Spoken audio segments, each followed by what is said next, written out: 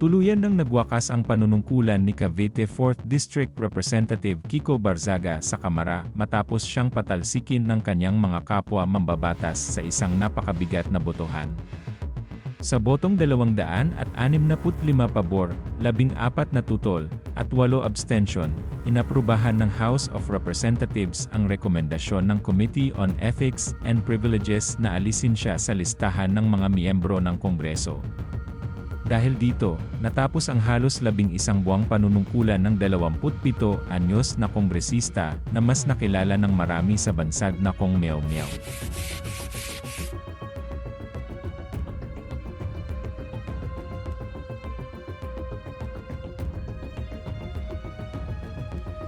Ayon sa komite, hindi lamang isang insidente ang naging dahilan ng kanyang pagpapatalsik.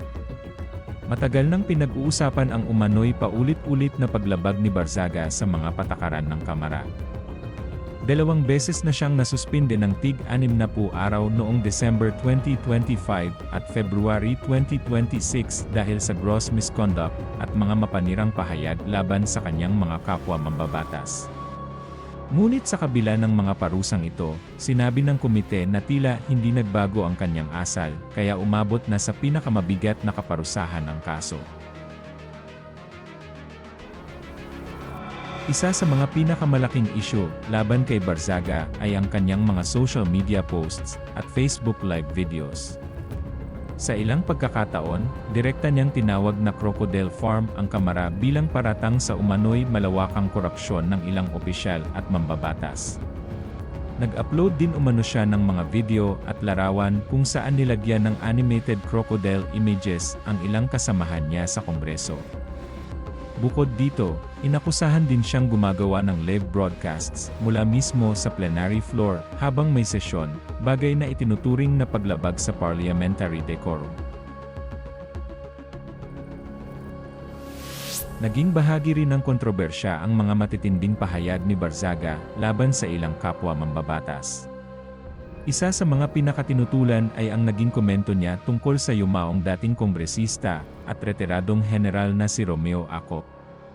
Ayon sa mga mambabatas, lumampas na umano ito sa hangganan ng disenteng diskurso at nagdulot ng matinding pagbatikos mula sa loob mismo ng Kamara.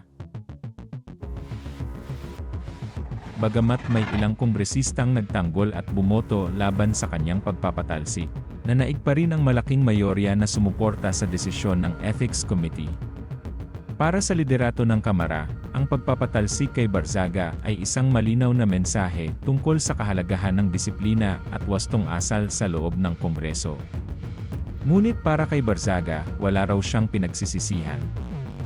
Sa kanyang pahayag matapos ang botohan, sinabi niyang mas mabuti pangaraw ang nangyari dahil mas marami na siyang oras upang tumulong sa ibang tao at maalagaan ang mga pusa na matagal nang malapit sa kanyang puso.